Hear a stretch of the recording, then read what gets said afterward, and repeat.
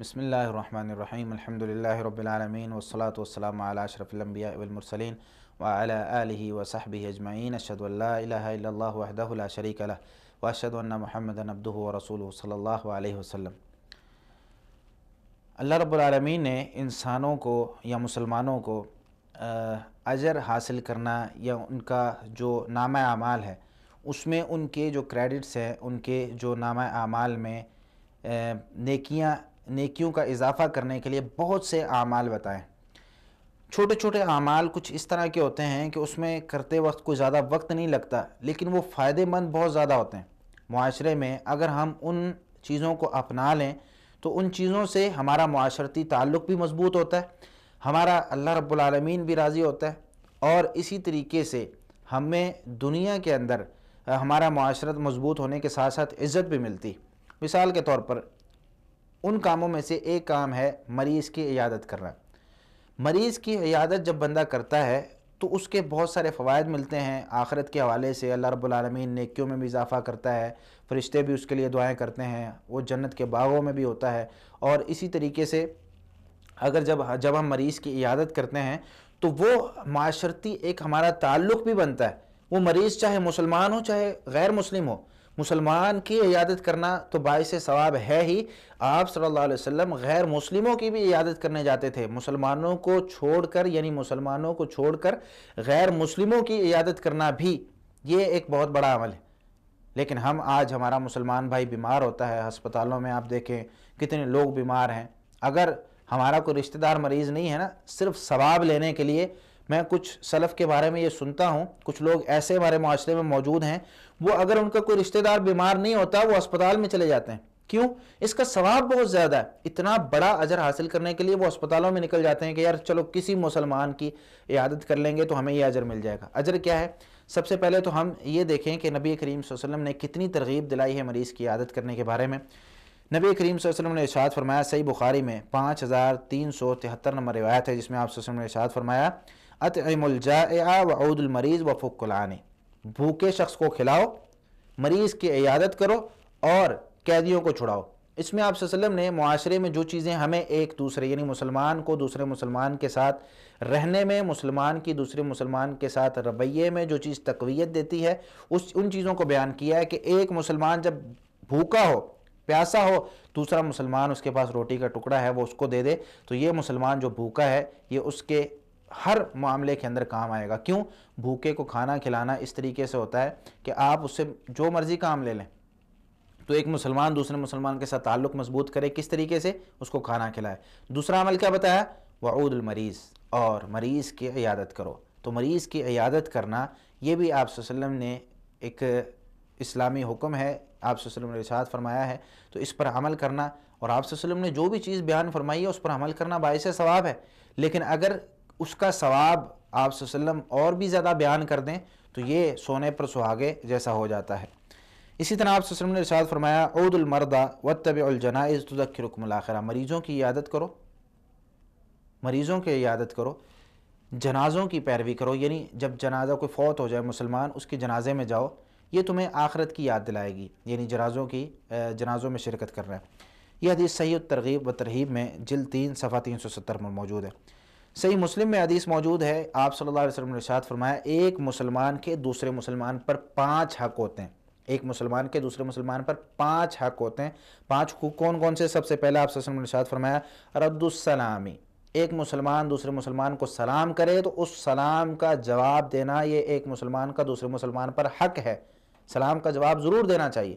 آج ہمارے مسلمان ایک دوسرے کو سوال ہی نہیں کرتے، ایک دوسرے کو سلام ہی نہیں کرتے۔ صحیح بخاری میں حدیث موجود ہے، قیامت کی نشانیوں کے بارے میں پوچھا گیا، یا بلکہ سب سے افضل عمل جو ہے وہ پوچھا گیا کہ سب سے افضل ایمان کون سا ہے، تو آپ صلی اللہ علیہ وسلم نے فرمایا اس کے جواب میں کہ تو اس کو سلام کرے جس کو تو جانتا ہے اور اس کو بھی سلام کرے جس کو تو نہیں جانتا۔ بہتر ایمان کون سا ہے؟ تو اس کو بھی سلام کرے جس کو تو جانتا ہے، اس کو بھی سلام کرے جس کو تو نہیں جانتا، یعنی دونوں کو، ہر کسی کو، جو مسلمان ہے سب کو سلام کرنا چاہیے۔ اسی طرح دوسری جو چیز ہے ایک مسلمان کے دوسرے مسلمان پر حقوق میں سے دوسرا حق یہ ہے کہ جب ایک مسلمان چھینک مارے تو دوسرا اس کی چھینک کا جواب دے۔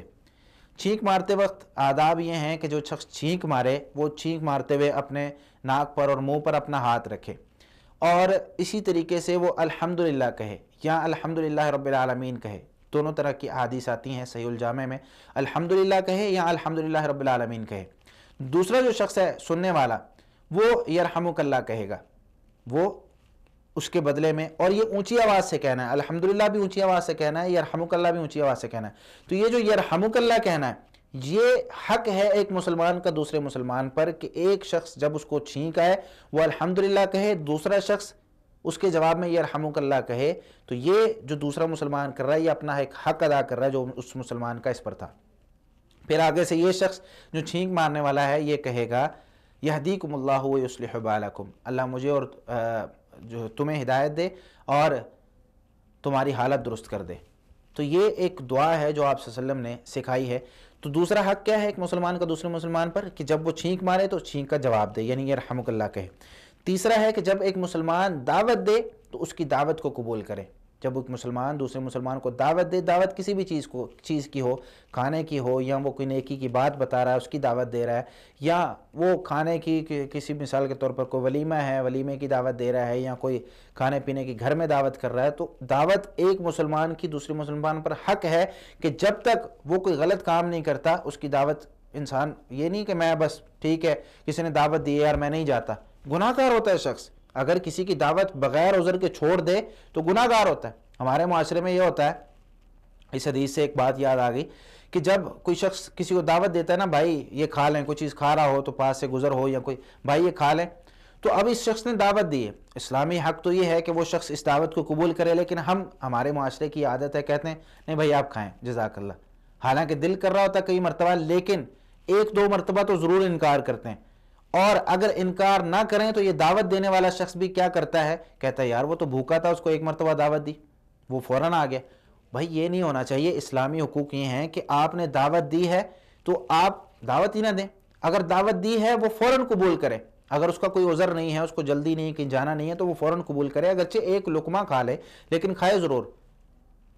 تیسرا جو حق ہے ایک مسلمان کا دوسرے مسلمان پر وہ ہے عیادت المریض، مریض کی عیادت کرنا۔ چوتھا جو حق ہے وہ ہے اتباع الجنائز، جنازے کی پیروی کرنا، یعنی جب کوئی مسلمان فوت ہو جائے اس کے جنازے میں جانا۔ ایک روایت میں ہے کہ وَإِذَا اسْتَنْصَحَكَ فَانْصَحْهُ، جب ایک مسلمان آپ سے نصیحت طلب کرے، مشورہ طلب کرے، اس کو نصیحت کریں، مشورہ دیں۔ اسی طرح صحیح مسلم میں حدیث موجود ہے جس میں آپ صلی اللہ علیہ وسلم نے یہ ارشاد فرمایا ہے، صحیح مسلم میں 2569 نمبر روایت ہے، آپ صلی اللہ علیہ وسلم فرماتے ہیں، اللہ تعالیٰ فرماتا ہے قیامت والے دن اللہ تعالیٰ کہے گا اے ابن آدم میں بیمار تھا، تو نے میری عیادت کیوں نہیں کی؟ وہ آگے سے ابن آدم کہے گا، انسان کہے گا اللہ تو کیسے بیمار ہو سکتا ہے، وہ انت رب العالمین، تو رب العالمین ہے۔ اللہ تعالیٰ کہیں گے میرا فلاں بندہ بیمار تھا تو نے اس کی عیادت نہیں کی، میرا فلاں بندہ بیمار تھا تو نے اس کی عیادت نہیں کی، اگر تو اس کی عیادت کرتا تو مجھے وہاں پاتا۔ پھر اللہ رب العالمین کہیں گے ابن آدم میں بھوکا تھا تو نے مجھے کھانا کیوں نہیں کھلایا؟ وہ کہے گا اے اللہ رب العالمین تو رب العالمین ہے، تو کیسے بھوکا ہو سکتا ہے؟ اللہ رب العالمین کہیں گے میرا فلاں بندہ بھوکا تھا تو نے اس کو کھانا نہیں کھلایا، اگر تو اس کو کھانا کھلاتا تو میں وہاں ہوتا۔ اسی طرح پھر اللہ رب العالمین کہیں گے اے ابن آدم میں پیاسا تھا تو نے مجھے پانی کیوں نہیں پلایا؟ وہ کہے گا اللہ رب العالمین تو رب العالمین ہے، تو کیسے جو ہے پیاسا ہو سکتا ہے؟ اللہ رب العالمین کہیں گے میرا فلاں بندہ پیاسا تھا، اگر تو اس کو پانی پلاتا تو مجھے اس کے پاس پاتا۔ تو یہ ہے کہ ہم اللہ رب العالمین کتنا بڑا ہم پر احسان کر رہے ہیں کہ ہمیں مواقع عطا کر رہے ہیں کہ ہم جو ہیں وہ نیکیاں اکٹھی کریں۔ اب اجر کی طرف آتے ہیں کہ کچھ احادیث میں عیادت المریض کی واضح طور پر جو ہے وہ کچھ خوبیاں اور کچھ اجر جو ہے اس کا موجود ہے، جس طرح کہ نبی کریم صلی اللہ علیہ وسلم فرمایا کہ ان المسلم اذا عاد اخاہ المسلم لم یزل فی غرفۃ الجنہ، جب ایک مسلمان دوسرے مسلمان کی عیادت کرتا ہے تو وہ مسلسل جنت کے باغوں میں ہوتا ہے، جنت کے باغ میں مسلسل وہ جب تک اس کی عیادت کر رہا ہے اس وقت جنت کے باغ میں۔ سنن ترمذی میں امام احمد شاکر رحمہ اللہ کی تخریج کے ساتھ جلد 3 صفحہ 290 پر سند صحیح ہے۔